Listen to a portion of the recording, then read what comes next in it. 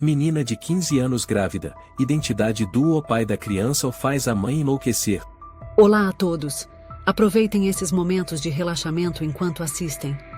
Laura, leve as roupas para o terraço para eu terminar de estendê-las, querida, chamou Beatriz do quarto. Sim, mãe, respondeu Laura, sua voz clara como sempre. Beatriz sorriu, os olhos passando pelas roupas ainda restantes na máquina de lavar. Um moletom cinza caiu da pilha de roupas molhadas. Ela o pegou, verificando cada bolso como de costume, para não deixar passar nada que pudesse se estragar. Sua mão parou ao tocar um papel ligeiramente úmido. Um momento de estranheza. Beatriz o puxou. Era uma folha de ultrassom em preto e branco, a tinta um pouco borrada, mas ainda legível. Embrião, 13 semanas e 4 dias. Nome da paciente, Laura Garcia. O corpo de Beatriz ficou paralisado. A respiração presa. Ela olhou fixamente para o nome, o coração batendo descompassado no peito. Não pode ser, murmurou. Deve ser um engano e talvez alguém com o mesmo nome. Sua mão tremia, o papel caiu no chão. Nesse momento, Laura entrou na cozinha, o cabelo preso, segurando uma pilha de toalhas que a mãe havia dobrado. Mãe? O que houve? Laura perguntou, franzindo a testa preocupada. Beatriz levantou a cabeça, os olhos cheios de confusão, a voz rouca, Laura, o que é isso? Ela levantou a folha de ultrassom, a mão ainda trêmula. Laura ficou paralisada como se tivesse levado um tapa. Mãe, a voz dela diminuiu. Eu. Responda-me.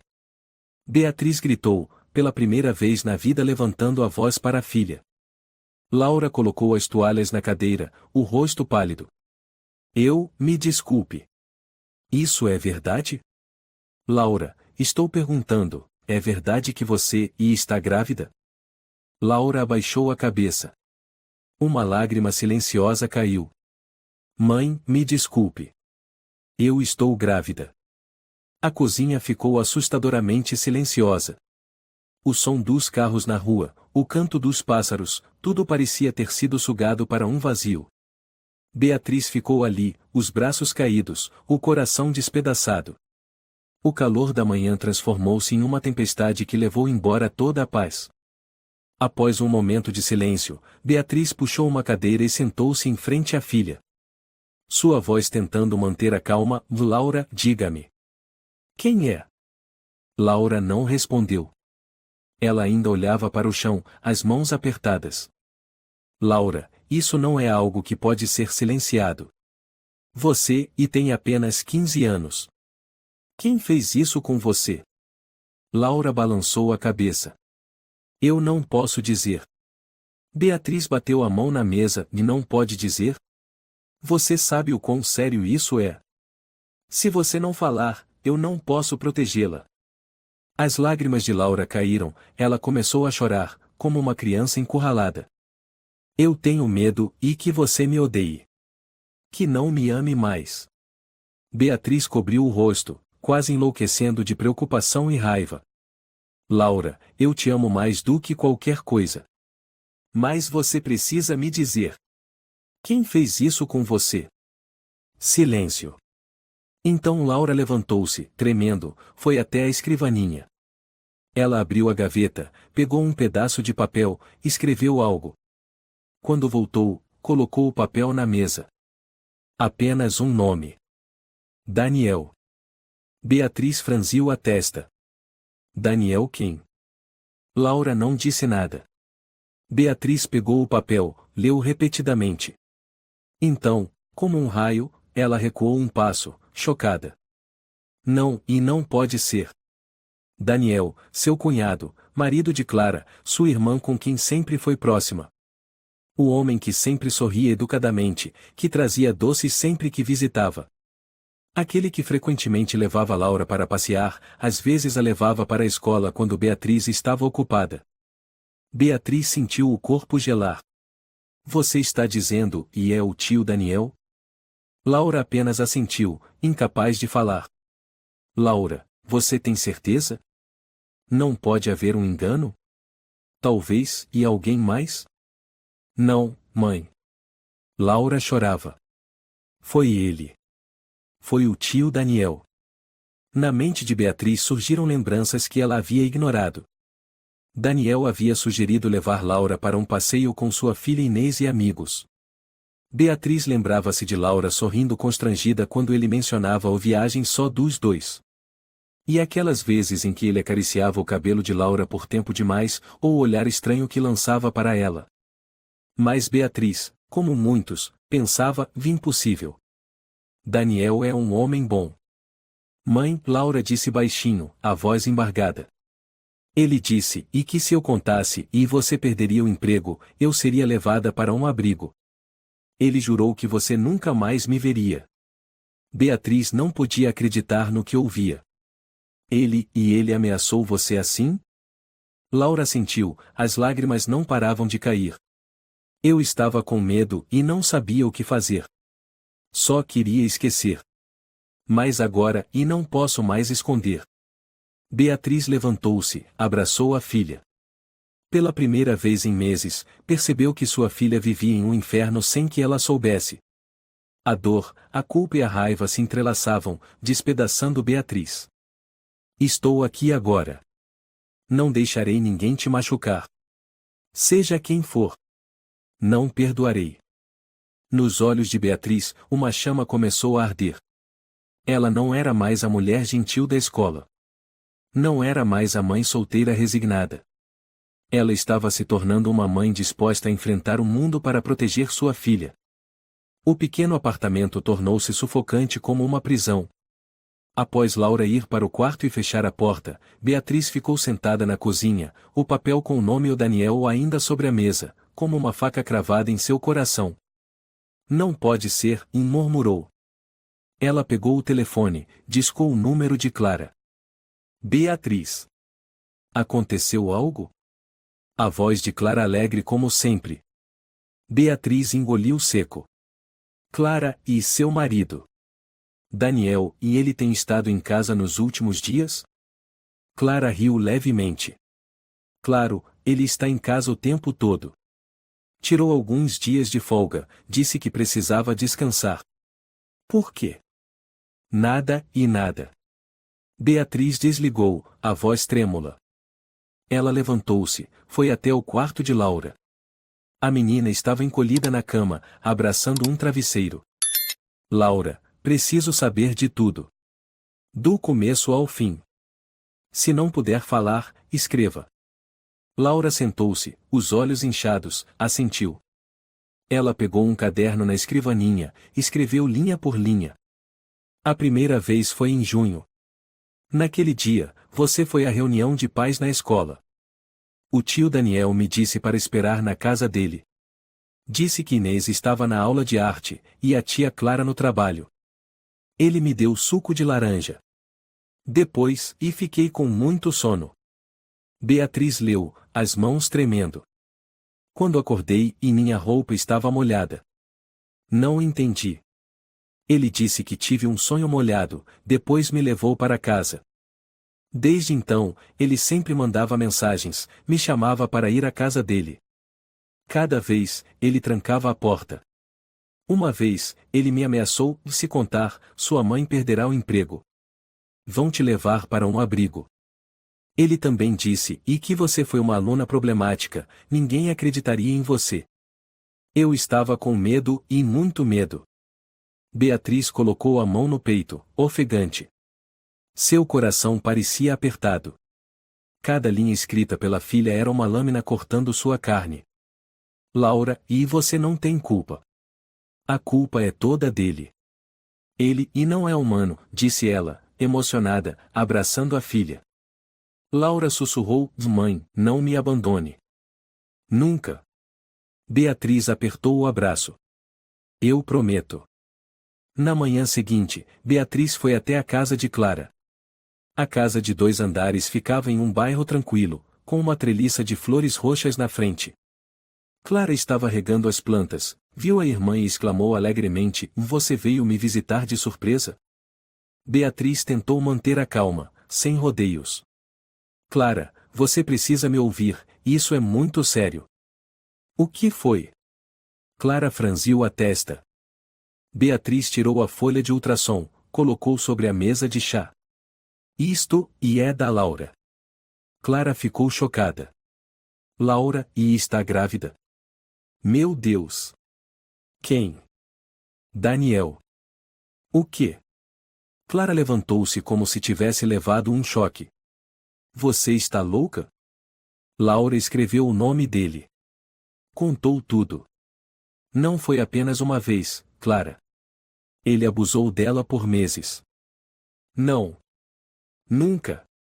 Daniel jamais faria algo assim. Você está caluniando. Não estou caluniando. Tenho provas. A folha de ultrassom, o relato da menina. E lembro-e das vezes que seu marido levava Laura para passear? Ele já ficou sozinho com ela. Você sabe disso. Clara, furiosa, e não. Laura é só uma criança, ela imagina coisas. Assiste muitos filmes. Inventou essa história para esconder seus erros. Beatriz levantou-se. Clara, você acha que eu inventaria isso para destruir sua família? Acha que quero ver minha filha sofrendo assim? Daniel nunca tocaria na filha dos outros. Ele é decente, respeitável. Beatriz pegou o celular, abriu um arquivo de áudio. A voz de Laura soou, trêmula, dele, e tirou minha roupa, disse que se eu gritasse, minha mãe perderia o emprego. Clara tapou os ouvidos. Pare. Não diga mais nada. Se continuar, vou processá-la por difamação. Então processe, disse Beatriz, os olhos frios. Mas eu não ficarei em silêncio. Porque minha filha não tem mais para onde fugir. Clara começou a chorar, mas suas lágrimas já não comoviam mais Beatriz. Daniel desceu do andar de cima, ainda com a camisa alinhada e a gravata perfeitamente ajustada. Beatriz, disse ele, com um tom amigável falso. O que está acontecendo? Beatriz o encarou fixamente. Eu já sei de tudo. Daniel levantou as sobrancelhas. Sabe de quê? Do que você fez com a minha filha. Ele deu uma risada. Sua filha? O que eu fiz com sua filha? Clara interveio, e não diga mais nada. Ela está te acusando injustamente. Daniel suspirou, pousando a mão no ombro da esposa. Clara, não se preocupe. Eu não fiz nada de errado. Se for preciso, eu mesmo irei à polícia. Vou provar minha inocência. Beatriz cerrou os punhos, a voz firme, da polícia vai te procurar em breve. E desta vez, eu não vou deixar você escapar. Beatriz saiu da casa de Clara com passos pesados. Começou a chover fininho, trazendo um frio cortante. No caminho de volta, ela parou em um pequeno parque próximo de casa. Aquele era o lugar onde ela e a filha costumavam sentar para ler, desenhar, em tardes tranquilas. Agora, cada banco de pedra, cada fileira de árvores lhe parecia estranho. Ela se sentou, pegou o celular e abriu a lista de contatos. Suas mãos tremiam ao discar para uma antiga amiga, Helena Moreira, uma advogada que já havia trabalhado no Ministério Público. Helena, e sou eu, Beatriz. Bea. Quanto tempo? O que aconteceu? Preciso de ajuda e é algo muito sério. Minha filha foi abusada. E o responsável é meu cunhado. Do outro lado da linha, Helena ficou em silêncio por alguns segundos. Beatriz, e você tem certeza?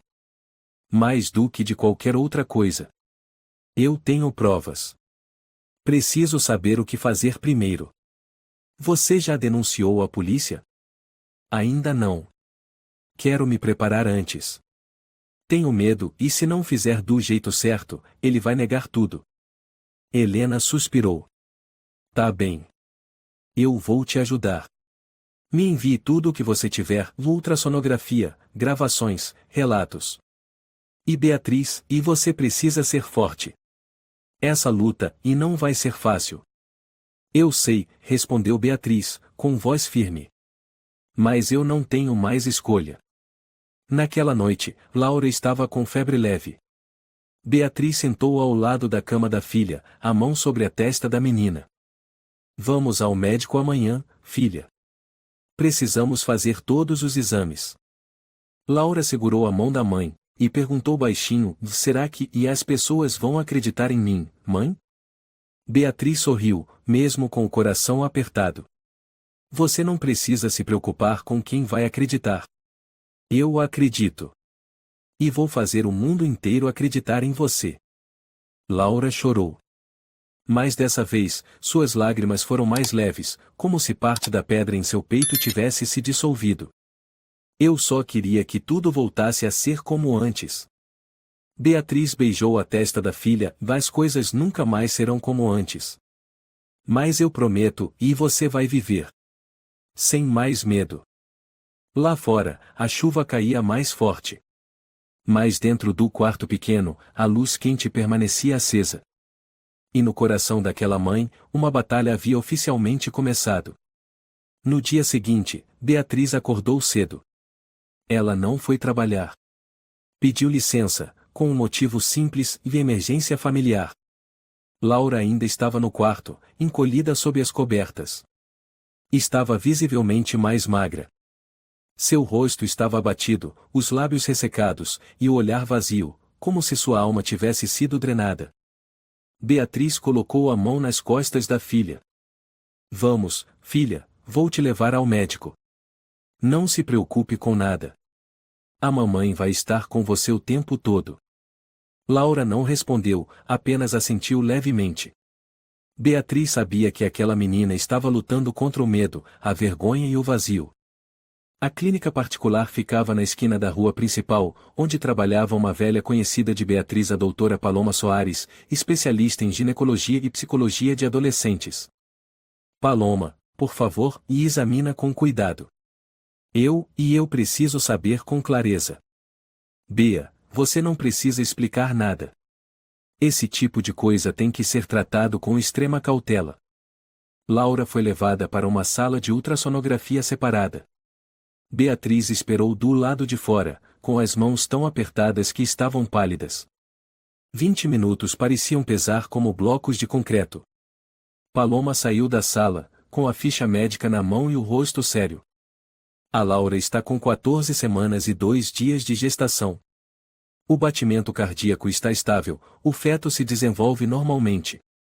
Mas... Beatriz levantou o olhar, o coração acelerado. Mas o quê? Paloma hesitou. Há sinais de lesões antigas na região vaginal e anal. O tecido já cicatrizou parcialmente, mas é evidente que houve abuso repetido ao longo de um tempo considerável. Beatriz sentiu como se o mundo desabasse. Cambaleou, precisando se apoiar na borda da mesa. Paloma colocou a mão no ombro da amiga: sinto muito, mas você precisa saber exatamente, para agir corretamente. E para que a menina possa se curar da maneira certa, física e emocionalmente. Beatriz assentiu, com a voz trêmula: eu vou fazer tudo o que for preciso. Naquela noite, na cozinha silenciosa, Beatriz aqueceu leite para a filha. Laura sentou em silêncio na cadeira, mexendo a sopa com a colher, mas sem comer. Você pode me contar mais, filha? Beatriz perguntou suavemente. Só quando se sentir pronta. Laura hesitou um pouco e então respondeu. O que eu mais lembro foi da vez em que a mãe ficou com febre e teve que passar uma noite no hospital. A tia Clara não conseguia falar com a mãe, então o tio Daniel veio me buscar e disse que eu ia dormir com a Inês. Beatriz apertou os punhos, os lábios cerrados. Mas quando chegamos lá, ele disse que a Inês estava dormindo no quarto da avó. Então ele me deu suco de laranja. Sempre era suco de laranja. Toda vez que eu bebia, minha cabeça girava. Você acha que ele colocou alguma coisa no suco? Beatriz perguntou. Não tenho certeza, mas eu sempre ficava com sono. Não conseguia resistir. Laura tirou da mochila um pequeno diário de capa rosa, com as bordas desgastadas. Comecei a escrever no verão. Não contei para ninguém. Mas pensei, e se algo acontecer, a mãe vai encontrar. Beatriz ficou em silêncio enquanto folheava as páginas, as mãos tremendo. 13:7 O tio disse que eu tinha que ir à casa dele porque a Inês precisava de ajuda com desenho. Mas a Inês não estava lá. 16:7 Tranquei a porta do quarto, mas o tio abriu com a chave. Fingi estar doente. Ele ficou bravo. 25:8 Sonhei que corria sem conseguir escapar. Eu me odeio. Cada linha era curta, desesperada. Beatriz sentia uma dor impossível de descrever. Estava ao lado da filha o tempo todo e não fazia ideia de que aquela criança estava morrendo por dentro em silêncio. Beatriz começou a agir. Tirou cópias de todo o diário. Gravou os relatos de Laura. Criou uma pasta oculta no laptop, com nome criptografado. Chegou a comprar um gravador pequeno e o escondeu debaixo do travesseiro da filha, por precaução. Naquela noite, ela fez uma videochamada com Helena Moreira. Helena ouviu cada gravação, leu o scan da ultrassonografia. É o suficiente para abrir um boletim de ocorrência, disse Helena. Mas ainda não é suficiente para uma acusação formal. Precisamos de pelo menos uma prova objetiva como uma câmera, uma testemunha, ou algo inesperado. E o que mais eu posso fazer? Helena, e se eu não puder esperar mais? E se ele continuar à solta?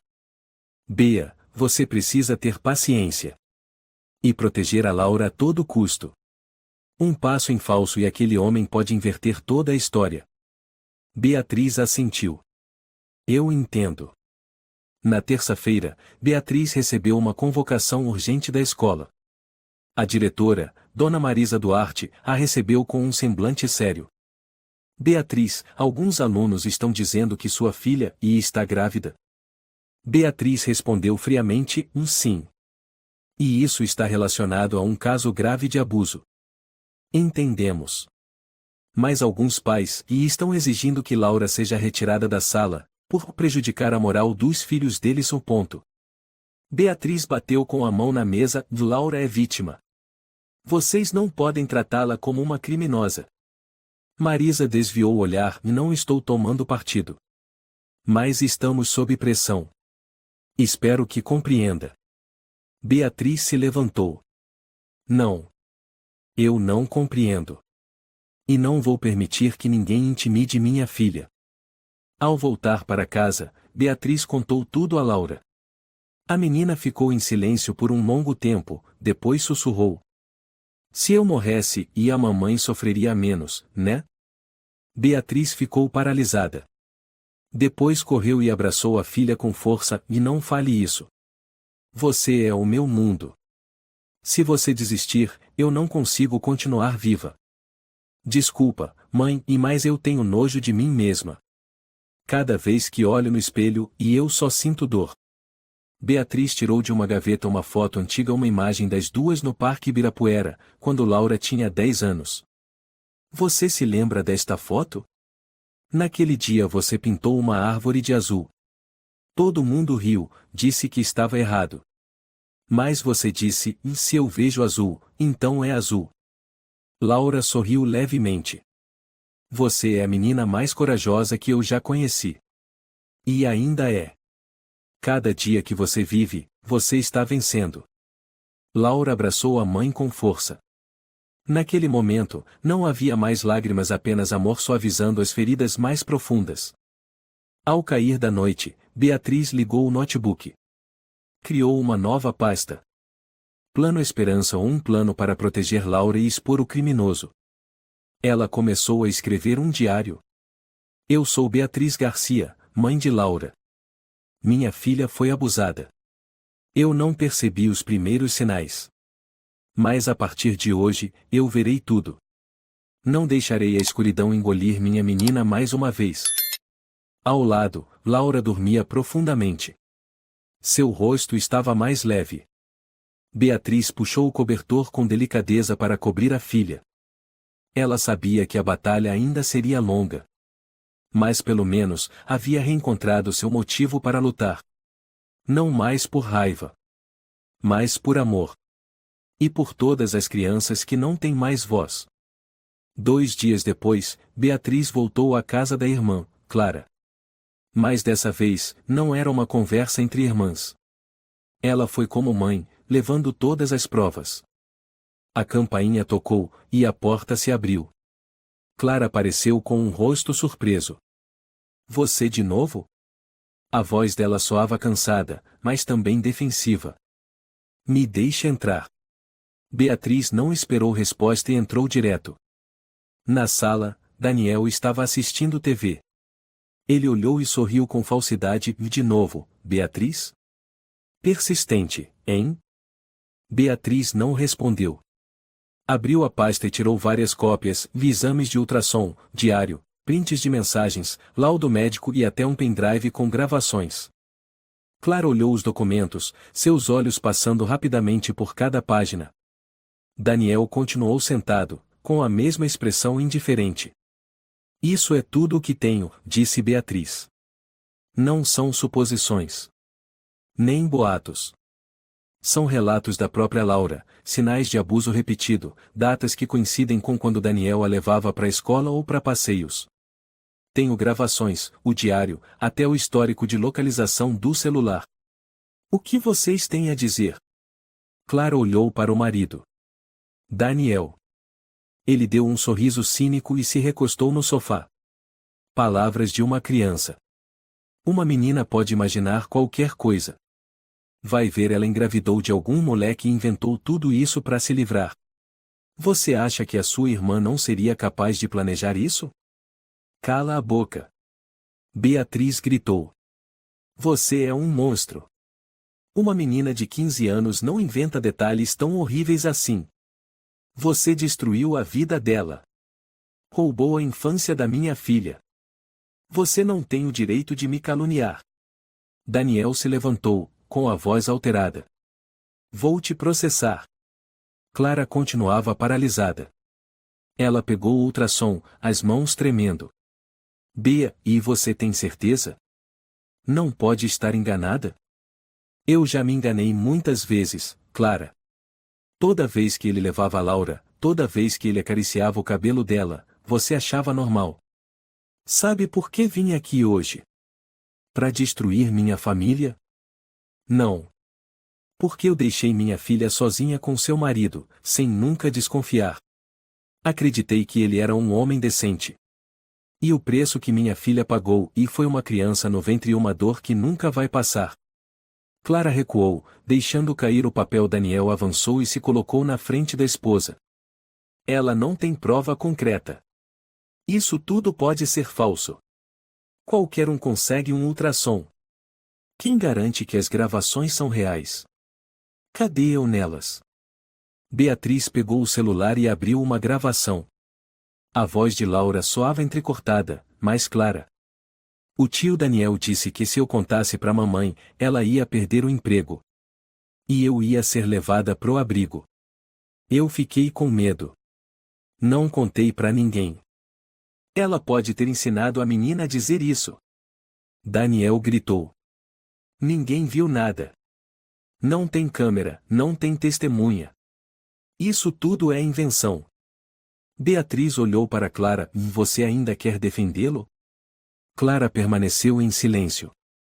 As lágrimas escorriam, mas ela tentava se manter firme. E se tudo isso for verdade, por que a Laura não falou antes?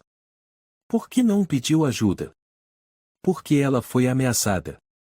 Porque achava que a mãe perderia o emprego, que seria julgada. Porque o homem que a machucou era alguém em quem toda a família confiava. Você acha fácil para uma criança enfrentar um homem da própria família? Você não entende, e se isso vier à tona, minha família vai se despedaçar. Beatriz gritou, em prantos, e sua família? E a minha filha? O que você acha que sobrou dela?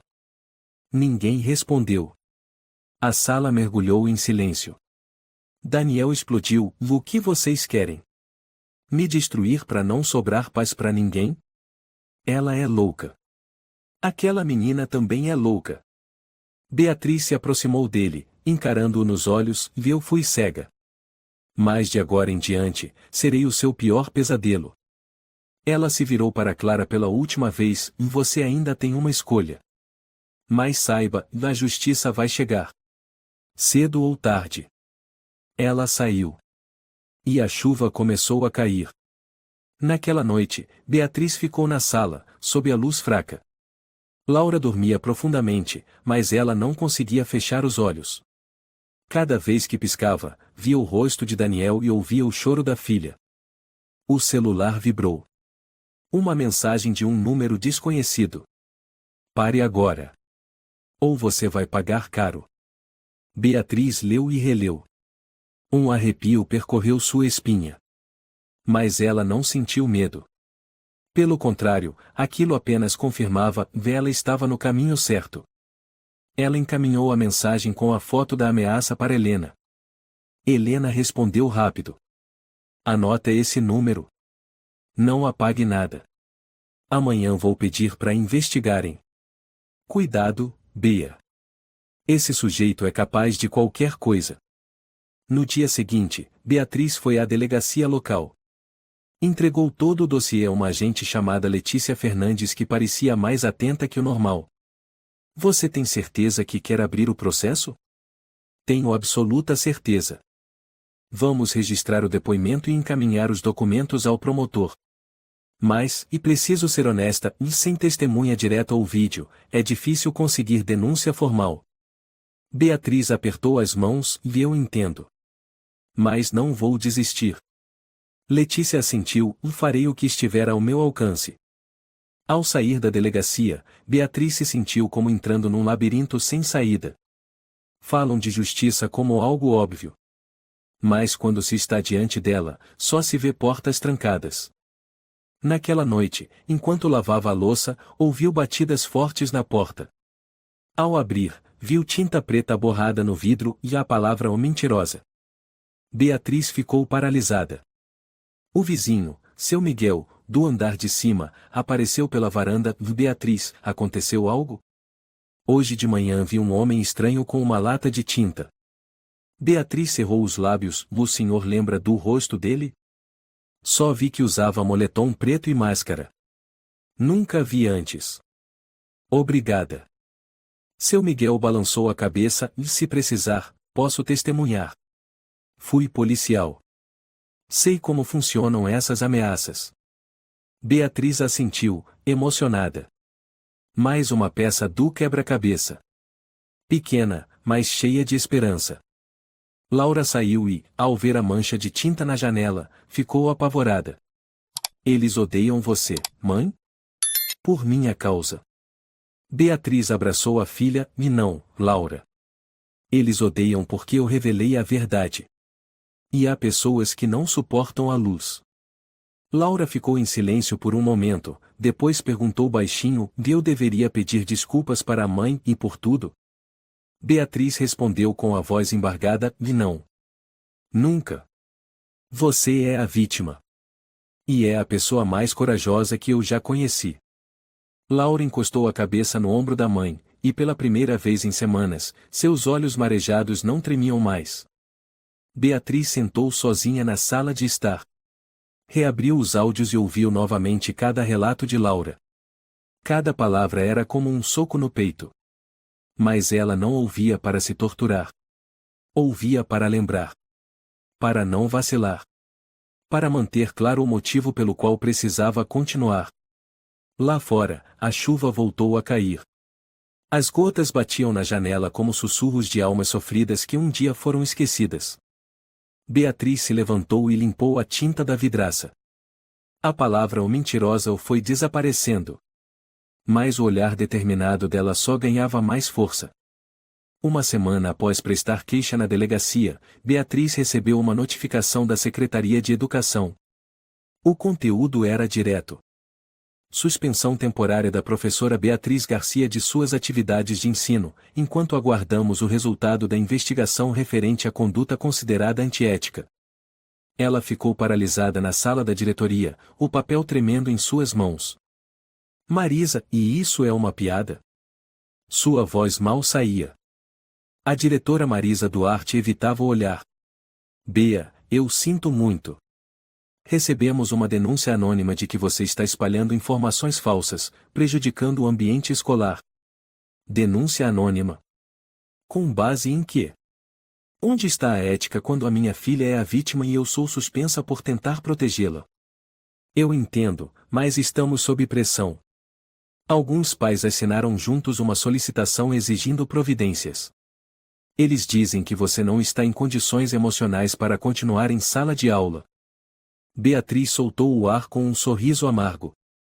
Perdi tudo só por dizer a verdade. E o monstro que fez tudo isso segue solto? Eu vou tentar te ajudar, mas agora, minhas mãos estão atadas. Marisa abaixou a cabeça. Beatriz dobrou o papel e o colocou na bolsa. Vai chegar a hora em que você também vai ter que encarar a verdade. Ao voltar para casa, Beatriz viu um grupo de pais reunidos na entrada do prédio, rostos tensos. A primeira a se aproximar foi Camila Martins, mãe de um dos alunos que já foram da turma dela. Beatriz, vou ser direta. Não queremos nossos filhos estudando na mesma sala que a sua filha. Por quê? Porque aquela menina está grávida. Por causa dos boatos sobre o processo. Ela está influenciando negativamente meu filho. Beatriz tentou manter a calma. Minha filha é a vítima. Você sabe disso. Não acreditamos. Você não tem prova concreta. Dizem até que a própria menina procurou isso. E você só quer colocar a culpa em outro. Beatriz tremia de raiva. Você tem filha? Tenho. Se um dia ela chorasse trancada no quarto, pedindo para ninguém tocar nela, você acreditaria nela? A mulher se calou, depois se virou e foi embora com o grupo. Naquela noite, Beatriz recebeu um e-mail do advogado de Daniel. O meu cliente, Sr. Daniel Ferreira, entrou com uma ação judicial contra a Sra. Beatriz Garcia por calúnia, difamação e danos à honra. Exigimos que cesse imediatamente a divulgação de informações falsas sob qualquer forma. Beatriz largou o celular. Sorriu com amargura. A essa altura, ela era a ré. Laura estava sentada à mesa, rabiscando num papel em branco. O desenho mostrava uma menina no meio de um campo, cercada por sombras negras. Mãe, e se um dia eu tiver um filho, será que ele vai ter medo de mim do mesmo jeito que eu tive medo dos adultos? Beatriz a abraçou por trás. Não, meu amor. Porque você já conhece a dor. Você será uma mãe corajosa. A polícia chamou Beatriz para prestar novo depoimento. Mas a audiência foi rápida e fria.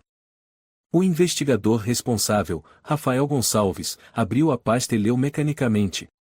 A senhora confirma a denúncia contra Daniel Ferreira por abuso sexual de menor? Confirmo. A senhora possui imagens de câmeras de segurança do momento do fato? Não. Testemunhas presenciais? Não. Então, por ora, temos apenas o depoimento da vítima e as interpretações fornecidas pela senhora? Não são interpretações. São provas. Beatriz elevou o tom. Rafael levantou o olhar, levemente franzindo a testa. Senhora Garcia, entendo sua indignação. Mas a lei não funciona com base em emoção. Não podemos emitir mandado de prisão com apenas um diário e um áudio sem data ou presença do acusado. E os sinais de abuso na criança? Ainda precisam de perícia complementar. E a vítima se recusa a conversar com os investigadores. Beatriz ficou sem palavras. Laura ainda não estava pronta. A menina baixava a cabeça toda vez que um estranho se aproximava. Como esperar que uma criança que viveu o inferno relatasse tudo em detalhes diante de desconhecidos? Beatriz se levantou. Se vocês não forem capazes de agir, eu vou. Rafael suspirou. A senhora pode protocolar recurso junto à corregedoria. Mas não prometemos nada. Beatriz voltou para casa, ligou o computador e começou a estudar a legislação por conta própria. Passou a noite inteira acordada, lendo o Código Penal, procedimentos para crimes sexuais, como entrar com recursos, como exigir perícia independente. Escreveu uma petição ao Instituto de Justiça Infantil, uma ONG que apoia vítimas menores de idade. Outra para o Ministério da Educação, questionando a suspensão. Outra para o Conselho de Direitos Humanos. E-mails para vários jornalistas. A maioria não respondeu. Alguns mandaram respostas genéricas. Apenas uma pessoa respondeu com sinceridade: Patrícia Lopes, uma repórter que já havia coberto casos de abuso infantil. Vou ler sua documentação. Mas, me perdoe, sem provas concretas, não posso publicar nada.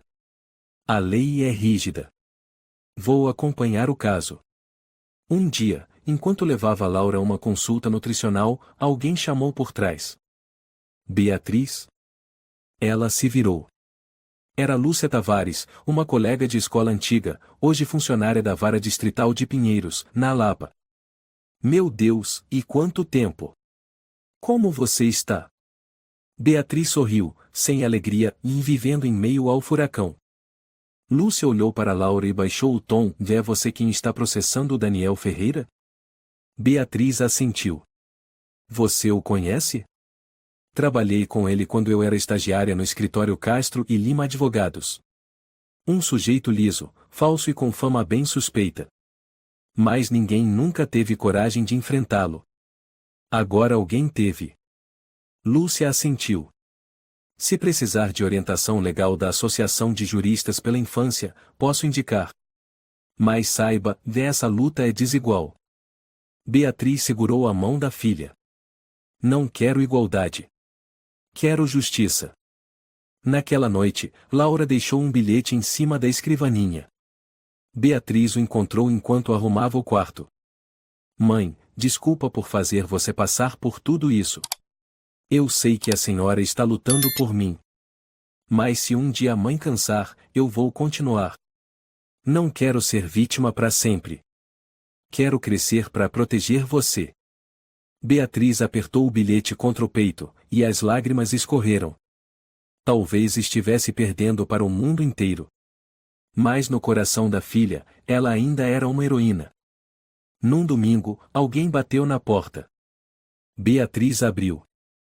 Era um homem desconhecido, de meia idade, óculos, segurando um envelope. Com licença, e você é Beatriz Garcia?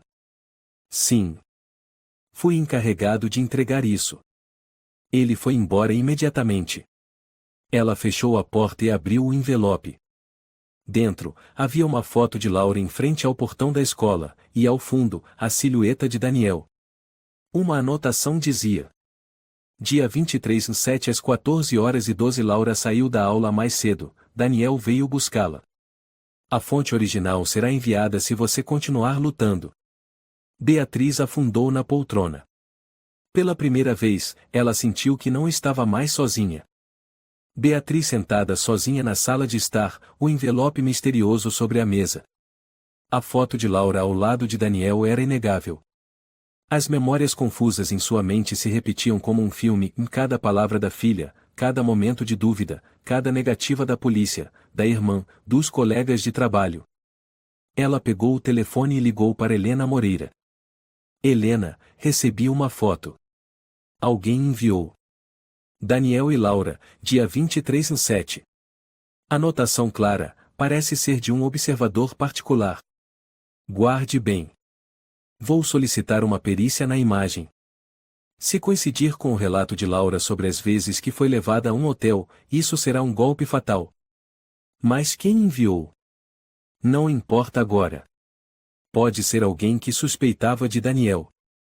Pode ser alguém que ficou em silêncio por medo. Se continuarem enviando, temos uma chance. Beatriz decidiu contratar o advogado particular Lucas Almeida, especialista em casos de abuso infantil e conhecido por sua postura firme. Helena o recomendou após afirmar: precisamos de alguém que não tema enfrentar os poderosos. Lucas chegou à casa de Beatriz com uma pasta de couro gasta e um olhar direto. Revisei o caso. Podemos dizer que é fraco legalmente, mas sou forte em termos da coragem de uma mãe. Você acredita em mim? Não preciso acreditar. Vejo claramente sua motivação e determinação. Isso é suficiente para me juntar a você. Lucas começou a trabalhar como um guerreiro. Ele analisou todos os documentos, sugeriu a contratação de um especialista em psicologia infantil para auxiliar Laura a prestar depoimento de forma protegida, minimizando traumas e aumentando a credibilidade. Vou solicitar um mandado para acessar o histórico de localização do celular de Daniel durante o período suspeito. Precisamos de pelo menos 3 coincidências. Uma vez não é suficiente para acusar, mas 3 formam uma base sólida. Simultaneamente, Beatriz iniciou uma campanha nas redes sociais. Criou uma conta anônima. @mei sem medo. Diariamente, ela postava mensagens curtas. Sou uma mãe.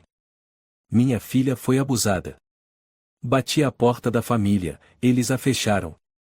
Procurei a justiça, eles hesitaram. Mas não parei. Sou a última porta que protege minha filha. As primeiras postagens tiveram poucas interações. Mas um dia, uma jornalista investigativa renomada, Sofia Oliveira, compartilhou, comentando: cada palavra é um corte no sistema apodrecido. Quero conhecer quem escreveu isso. Beatriz ficou em silêncio. Mas então enviou uma mensagem para Sofia usando a conta anônima. Marcaram um encontro secreto em uma pequena cafeteria. Sofia era uma mulher perspicaz, voz grave, olhar compassivo. Após ouvir toda a história, disse: já fiz reportagens sobre vítimas ignoradas. Mas nunca vi uma mãe tão preparada e ousada como você. Não é coragem.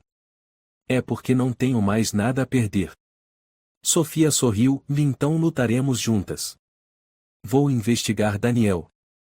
Às vezes, o mal só cai quando a opinião pública o derruba. Beatriz e Lucas acessaram os registros do hotel colaborando com Carlos Mendes, um ex-recepcionista do Hotel Flor de São Paulo, mencionado por Laura em seu diário. Carlos viu a foto de Daniel e exclamou: esse cara é familiar. Lembro porque ele sempre reservava quartos durante o dia, usando o nome falso Luiz Coutinho. Uma vez, vi ele com uma menina pequena, cabelo escuro, parecia assustada. Beatriz prendeu a respiração. Você pode testemunhar? Fui demitido no ano passado por não ficar calado.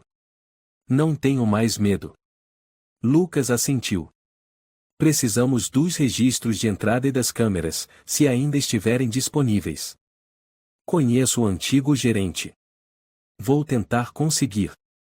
Naquela noite, Beatriz recebeu uma segunda mensagem anônima. Fui ameaçado por ele quando tentei contar sobre Laura. Fui covarde, me desculpe. Mas agora vou me levantar. Amanhã, ligarei para você de um telefone público. Não perca. Na manhã seguinte, o telefone tocou. Uma voz masculina, grave e hesitante: meu nome é João Ribeiro. Trabalhei com Daniel na agência Nova Ideia. Uma vez, ele estava bêbado em uma festa de Natal e se gabou de uma menina chamada Laura tão obediente que bastava prometer um presente para ela ser ainda mais obediente. Você gravou isso? Sim. Não é muito claro, mas menciona o nome Laura. Guardei porque achei doentio. Vou enviar. Mas não quero me expor ainda. Beatriz abaixou a cabeça sobre a mesa, respirando profundamente. Pela primeira vez em meses, sentiu que os ventos estavam mudando. Naquela noite, Beatriz saiu para a varanda. Sob a luz fraca, escreveu em seu diário. Hoje, Laura sorriu ao olhar para o desenho inacabado do violão. Vejo minha filha não como vítima, mas como uma pequena guerreira. Continuarei. Mesmo que todas as portas se fechem, quebrarei as paredes. No quarto, Laura escrevia em seu diário. Hoje, mamãe me contou a história de uma mãe que carregou seu filho através da tempestade, com as próprias mãos. Perguntei: mamãe, doeu? Ela sorriu: enquanto você sobreviver, aguento tudo. Uma manhã, enquanto Beatriz levava Laura ao médico, um homem estranho se aproximou dela. A mãe famosa da internet, hein? Cuidado, e algumas histórias é melhor deixar quietas. Ele se afastou. Mas Beatriz não se intimidou. Ela gritou: se querem me ameaçar, chegaram tarde. Já perdi tudo. Mas não podem tirar a confiança da minha filha em mim. As pessoas na rua pararam para olhar. Laura segurou firme a mão da mãe. Seu olhar já não mostrava medo. Tinha fogo. Uma semana depois, Sofia Oliveira ligou. Bea, tenho algo importante. Encontrei duas mulheres que foram alunas de Daniel, quando ele dava aulas temporárias em um centro de idiomas. Elas disseram que ele as tocava de forma inadequada. Não é suficiente para acusar, mas ajuda a mostrar que não foi a primeira vez. O que faremos? Vou escrever uma reportagem investigativa. Com análise psicológica, depoimentos, padrões de comportamento. Se os jornais não quiserem publicar, farei isso de forma independente. Beatriz apertou o telefone. Obrigada. Obrigada por não virar as costas. Sofia respondeu suavemente: se mães como você se calarem, este mundo não terá mais justiça. Naquela noite, enquanto preparava o jantar, Beatriz recebeu uma encomenda. Dentro, um pendrive sem identificação. Ela o conectou ao laptop. Um vídeo apareceu, imagem borrada, mas mostrava claramente Daniel levando Laura para o Hotel Flor de São Paulo, com a mão sobre o ombro dela. Data: 17/8 às 15h34. Coincidia com o relato no diário de Laura. Ela imediatamente enviou o vídeo para Lucas. Ele ligou de volta em poucos minutos e conseguimos. Este vídeo, junto com os depoimentos, o diário, as fotos, a localização, as testemunhas, o relato de João, é suficiente para que o promotor reabra o caso. Beatriz não chorou. Apenas sentou-se em silêncio, olhando para Laura desenhando. O desenho mostrava duas mulheres, uma grande e uma pequena, sob um céu brilhante. Abaixo, Laura escreveu uma palavra: esperança. No final de setembro, o clima em São Paulo começava a esfriar. Beatriz colocou um casaco leve em Laura antes de irem ao escritório do promotor do distrito. Era a primeira convocação após Lucas Almeida apresentar o dossiê completo, incluindo o vídeo, fotos, depoimentos e o relatório investigativo independente da jornalista Sofia Oliveira. O escritório do promotor era simples, austero e frio, como todos os corredores do poder público. O responsável pelo caso, promotor Paulo Galvão, um homem de 50 e poucos anos, rosto marcado pelo cigarro e pela pressão da profissão, folheava o dossiê como se estivesse lendo as notícias da manhã. Lucas, sentado ao lado, falou com clareza. O senhor tem 3 coincidências, em vídeo de 17/8, foto de 23/7 e o depoimento de Laura, todos confirmando que o acusado Daniel Ferreira esteve com a menor, sem supervisão, em locais privados. Além disso, há a gravação do relato de João Ribeiro e o diário pessoal de Laura, com registros coincidentes com o histórico de localização. Isso é suficiente para emitir um mandado de prisão. Galvão olhou por cima dos óculos grossos. Em teoria, sim. Mas precisamos de provas incontestáveis no momento do ato criminoso. As câmeras do hotel não mostram o interior do quarto. A gravação não menciona o nome do acusado. As testemunhas são todas indiretas. Para processar alguém sem antecedentes, precisamos de mais do que isso. Beatriz apertou os punhos. Mais do que isso? Minha filha precisa morrer para ser suficiente? Galvão a encarou, recostando-se na cadeira. Entendo sua raiva. Mas o processo tem limites. Lucas interveio, e esses limites estão protegendo um possível abusador em série de crianças. Advogado, não estou protegendo ninguém. Estou cumprindo meu dever. Beatriz deu uma risada sarcástica. Essa justiça, se serve apenas para enfeitar a mesa dos burocratas, não é justiça. É cumplicidade. Galvão permaneceu em silêncio. A reunião terminou num clima tenso como uma corda prestes a arrebentar. Ao chegar em casa, Beatriz viu Sofia Oliveira sentada na porta. Em suas mãos, um envelope lacrado. Acabaram de deixar isso na caixa de correio da redação, disse ela, entregando o envelope para Beatriz. Sem remetente. Dentro, tem uma foto do Daniel saindo do Hotel Flor de São Paulo, dessa vez sozinho. Mas o rosto dele está estranho. E ele segura no colo um colar infantil. Beatriz abriu, analisando com atenção. Era mesmo o colar com pingente de lua crescente que Laura usava desde pequena. A menina dissera que era presente de aniversário da mãe, dado quando ela completou 12 anos. Depois de um dos estudos em grupo com Daniel, o colar havia desaparecido. Beatriz sussurrou, Laura disse que tinha perdido. Mas talvez, e ele tenha guardado. Lucas pegou a foto, a voz rouca, se conseguirmos extrair DNA do pingente, podemos comparar com a amostra de Laura. Mas precisamos ter acesso ao objeto. Sofia assentiu, vou investigar mais. Se ele ainda o mantém, com certeza é para ir reviver a lembrança. Uma semana depois, Daniel apareceu na televisão. Ele e a esposa, Clara, participaram de uma entrevista em um programa matinal de sábado, no quadro Famílias em Meio à Tempestade. Clara permaneceu calada, segurando firmemente a mão de Daniel, com o rosto pálido. Daniel sorriu com confiança. Somos vítimas de uma campanha difamatória.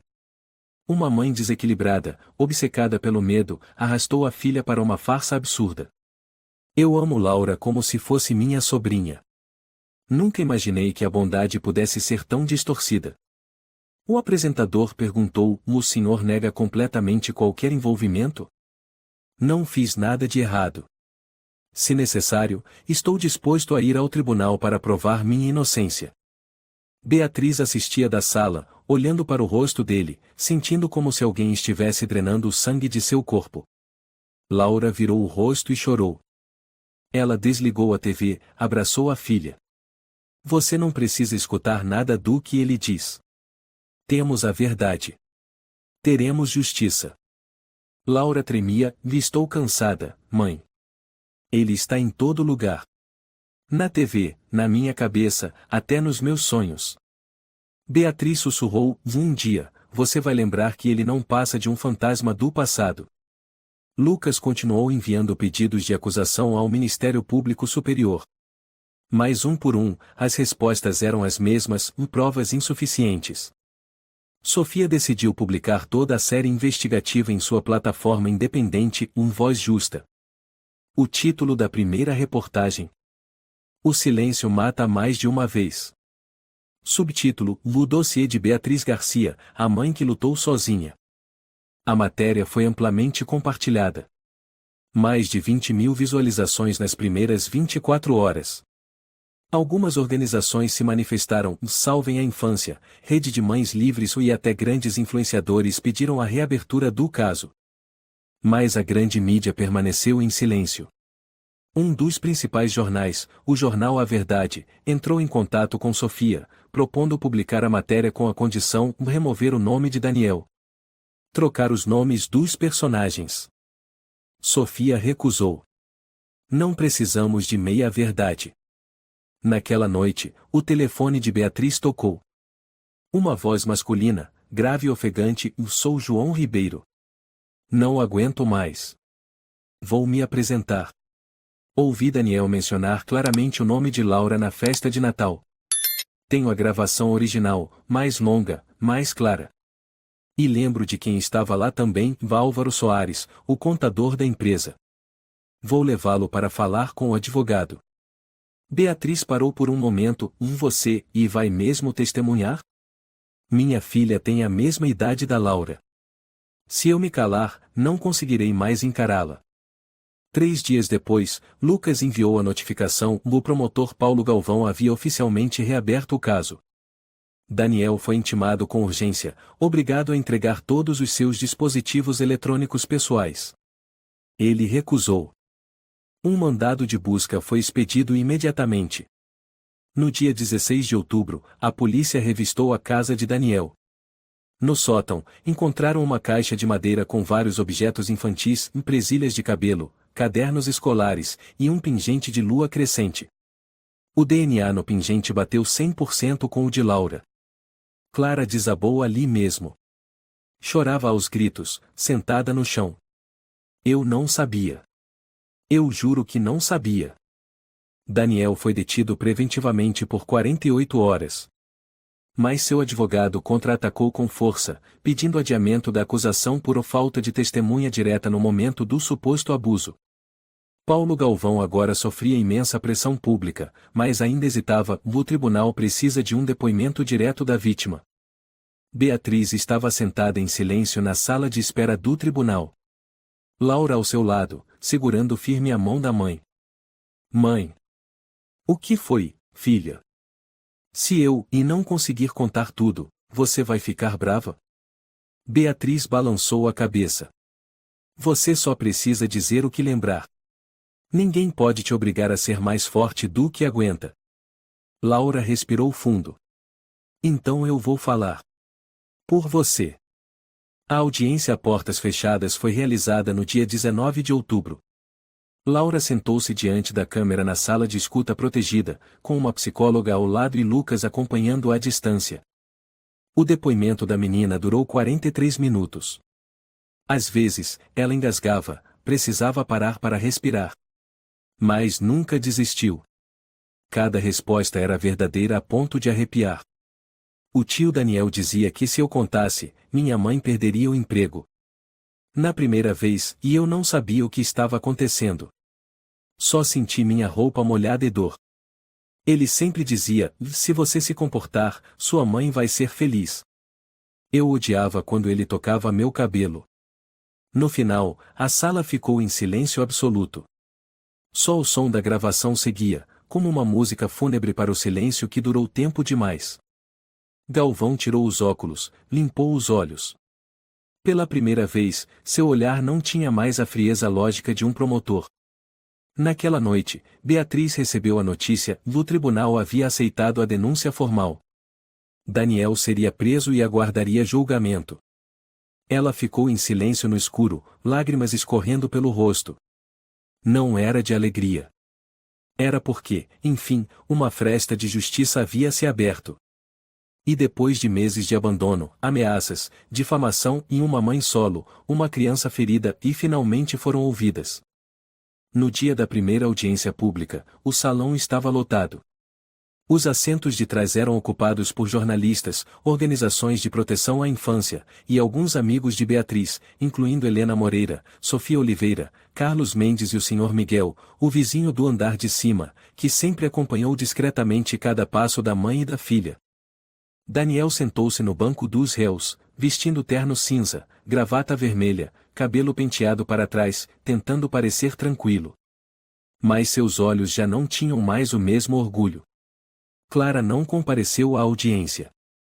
Segundo conhecidos, ela havia deixado São Paulo com a filha 3 dias antes. Beatriz sentou ao lado de Lucas e Laura, as palmas das mãos encharcadas de suor. A menina apertava a mão da mãe, respirando fundo, mas o rosto ainda pálido. No pescoço de Laura, um novo colar com pingente de lua prateada, idêntico ao antigo presente da mãe, substituindo a dor por esperança. Você está bem? Lucas perguntou baixinho. Estou, Beatriz respondeu, sem tirar os olhos de Daniel. Esperei por este dia tempo demais. O juiz entrou. A audiência começou. O advogado de defesa, um homem de meia-idade chamado Sérgio Barreto, iniciou com os argumentos de sempre. Não há imagens no momento do suposto ato, nenhuma prova biológica no quarto de hotel. Todas as testemunhas são indiretas. E o relato de uma menor pode ser influenciado por sugestões. Lucas levantou-se, sua voz firme e serena. Excelência, apresentaremos evidências objetivas e testemunhos consistentes, de fontes diferentes, em momentos distintos, sem qualquer contato prévio. Todos giram em torno de um nome, Daniel Ferreira. O primeiro foi João Ribeiro, ex-colega. Ele subiu ao banco de testemunhas, segurando o celular, e reproduziu o áudio mais longo. A menininha Laura era tão boazinha que bastava prometer um presente que ela ficava caladinha. Tô falando sério, João. As maiores fazem escândalo por tudo. Mas essa, parecia um gatinho. A voz dele ecoava pelas caixas de som, inconfundível. O advogado de defesa rebateu, é só uma voz, sem imagem. Pode ser falsificado.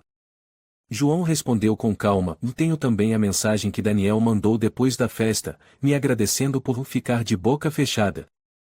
Está aqui, o tribunal pode requisitar do servidor. Depois foi Carlos Mendes, ex-recepcionista do hotel. Ele relatou com detalhes. Daniel sempre vinha à tarde, registrava no nome o Luiz Coutinho. Estava com uma menina magra, cabelo escuro, que nunca sorria. Um dia, perguntei brincando qual é sua sobrinha, e ele me olhou como se quisesse me matar. Depois disso, me mudaram de turno. Lucas apresentou a cópia do livro de registros do hotel, com 5 entradas no nome falso e datas que batiam com os relatos de Laura. O tribunal pode verificar 17/8, Luiz Coutinho, quarto 304. Essa é a data do vídeo enviado. Imagens de câmera, DNA no pingente, histórico de localização do celular, tudo coincide. O juiz assentiu, fazendo anotações. Seu olhar tornou-se mais sério. Então veio a última prova, o vídeo do pendrive anônimo. Não mostrava o interior do quarto, mas era claro o momento em que Daniel segurava Laura pelo ombro, guiando-a pela recepção do hotel. O advogado de defesa de Daniel fez sua última contestação. Não houve reincidência de conduta criminosa. Não houve coerção. Lucas se levantou. Sua voz era lenta, cada palavra soando como se batesse contra um vidro. Excelentíssimo juiz, será que uma criança de 15 anos, sem a presença de um responsável legal, tem o direito de entrar em um hotel com um homem adulto que não é seu parente de sangue? Se isso for considerado normal, então talvez esta sociedade precise rever o conceito de normalidade. Sussurros se espalharam por toda a sala do tribunal. Alguns jornalistas balançaram a cabeça em concordância. Muitos enxugaram os olhos. Por fim, Laura foi chamada para uma sala reservada. Embora não estivesse frente a frente com o réu, seu depoimento foi transmitido por áudio diretamente ao juiz e ao conselho de sentença. A menina relatou lentamente, como já havia feito na primeira audiência, mas desta vez com mais firmeza. Toda vez que o tio Daniel me chamava, eu sentia medo. Mas ele ameaçava e dizia que se eu não obedecesse, minha mãe morreria de fome. Ele dizia que só ele podia manter o emprego da minha mãe. Você lembra quantas vezes isso aconteceu? Pelo menos 5. Eu não lembro de todas. Teve uma vez que eu não consegui ir, e ele ficou bravo, me deu um tapa no rosto. A sala do tribunal ficou em completo silêncio. Lucas olhou para Beatriz. Ela estava com o rosto coberto pelas mãos, os ombros tremendo. Quando Laura saiu da sala, houve uma salva de palmas suave. A menina sorriu, com os olhos marejados. Eu consegui, mãe. Beatriz abraçou a filha, lágrimas nos olhos. Você salvou a mamãe. E salvou a si mesma. No final da audiência, Daniel foi convidado a fazer sua autodefesa. Ele olhou ao redor, a voz ainda controlada. Estão inventando essas histórias sobre mim. Tudo isso é imaginação. Eu nunca fiz mal a ninguém.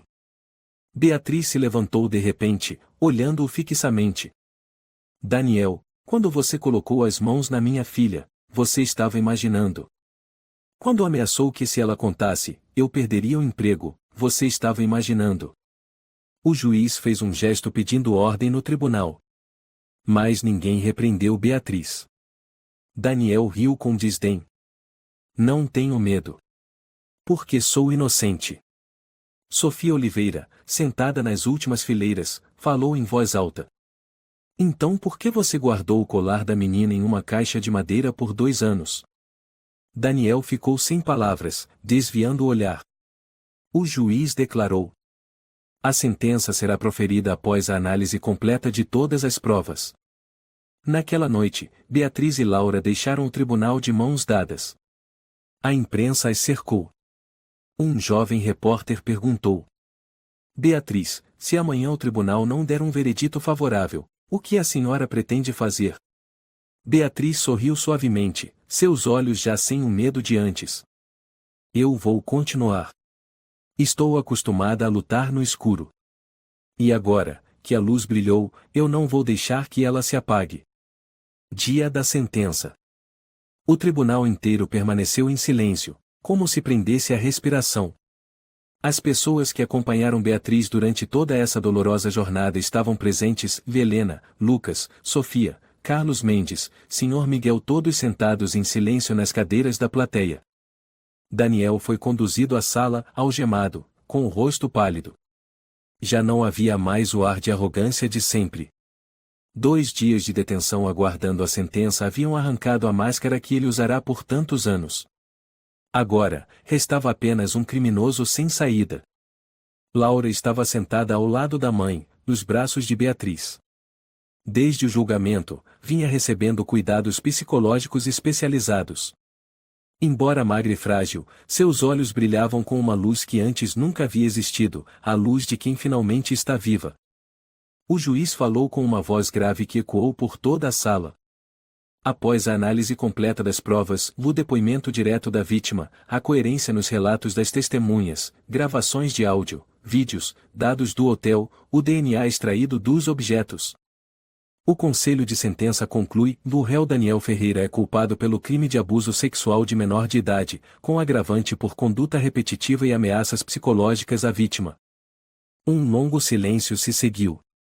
O réu é condenado a 18 anos de prisão em regime fechado, proibido de trabalhar em qualquer ambiente com menores de idade pelo resto da vida, e obrigado a pagar indenização pelos custos do tratamento psicológico e pelos danos morais causados à vítima. A sessão está encerrada. O som do martelo ecoou. Laura virou-se para a mãe. Acabou, mãe?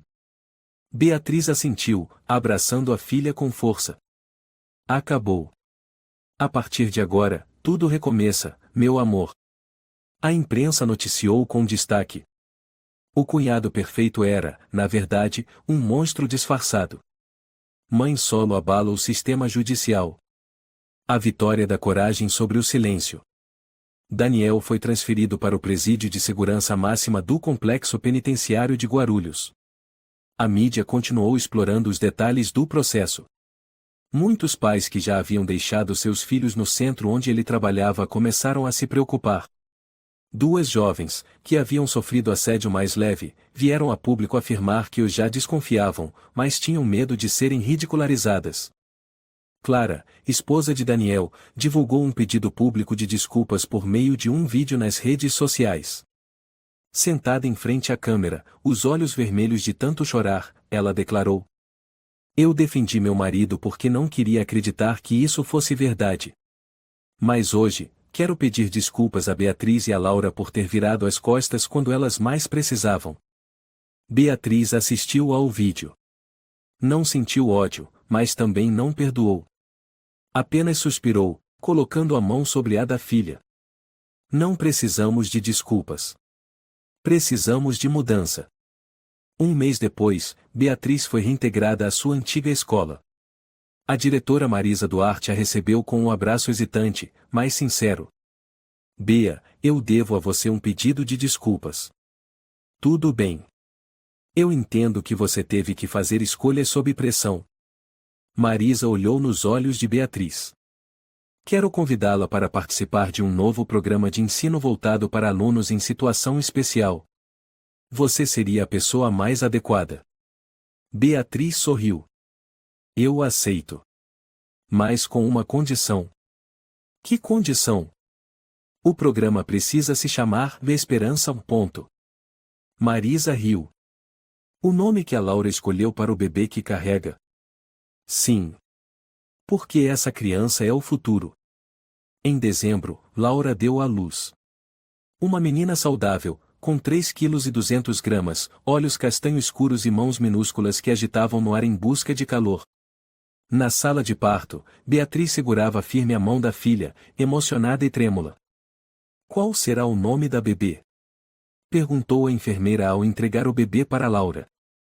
"Esperança." sussurrou Laura, com os olhos brilhando.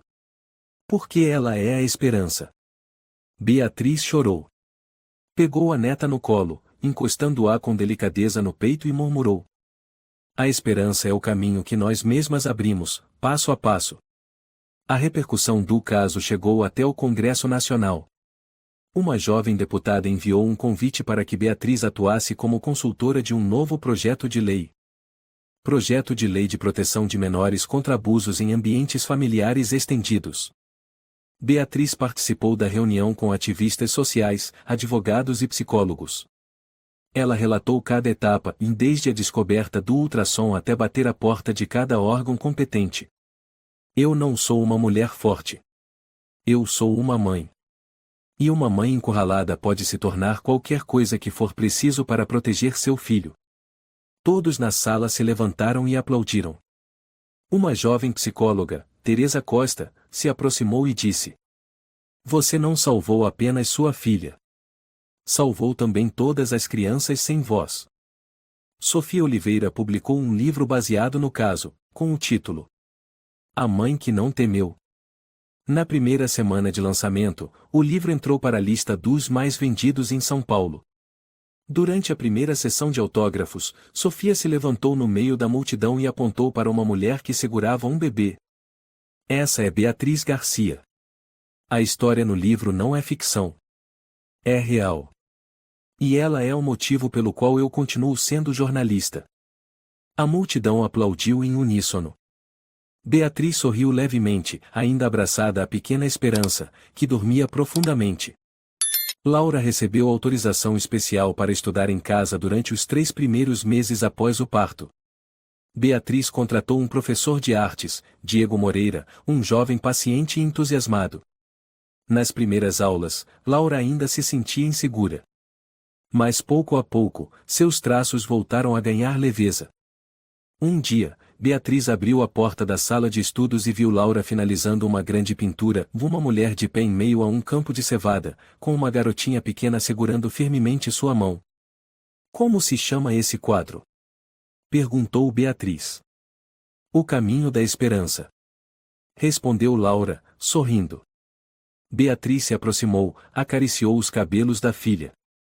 As duas ficaram ali, contemplando a pintura, sem precisar dizer mais nada.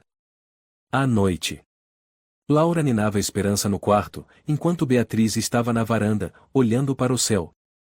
A luz do apartamento já não piscava como nos meses anteriores. Agora, cada lâmpada brilhava intensamente e nada mais estava escondido na escuridão. O Sr. Miguel, o idoso do andar de cima, bateu à porta e desceu com um vaso de flores roxas. "Para a sua netinha. Essa flor só floresce quando há amor suficiente." Beatriz sorriu, pegando o vaso. "Obrigada. O senhor faz parte dessa história. Eu só fiz o que era certo. Mas você fez o que ninguém teve coragem de fazer." Domingo de manhã. 3 gerações sentadas no mesmo banco do parque, o mesmo onde Beatriz costumava segurar a pequena Laura em seus braços. Agora, ela segurava Esperança, que dormia tranquilamente embrulhada em uma manta rosa. Laura estava ao lado, pintando raios de sol dourados com aquarela, colorindo a página da vida que um dia acreditou estar mergulhada na escuridão. "Mãe", disse Laura suavemente. "Sabe de uma coisa?" "O que, filha?" "Eu acho que se a senhora não tivesse encontrado aquele ultrassom naquele dia, talvez eu tivesse desaparecido. Não só fisicamente, mas minha alma também." Beatriz segurou a mão da filha. "Mas eu encontrei. E sempre vou encontrar você, mesmo que o mundo inteiro te vire as costas." A história se encerra com uma pequena exposição de arte. Laura apresentou suas 10 obras mais recentes, cada uma retratando uma parte da memória. Entre elas, uma mostrava uma mulher em pé diante de um imenso portão de ferro. Abaixo do quadro, havia uma legenda: "Se a justiça não abrir a porta por conta própria, nós seremos a chave." O silêncio pode matar a fé e a justiça. Mas a coragem pode despertar a consciência de toda uma sociedade. A história de Beatriz e Laura nos lembra que, mesmo na escuridão mais cruel, se houver ao menos uma pessoa que se recuse a se curvar, a esperança ainda vive. Uma mãe comum, quando luta por seu filho, pode se tornar a voz de milhares de esquecidos. A justiça pode até tardar, mas isso não significa que ela não virá. Acredite na verdade.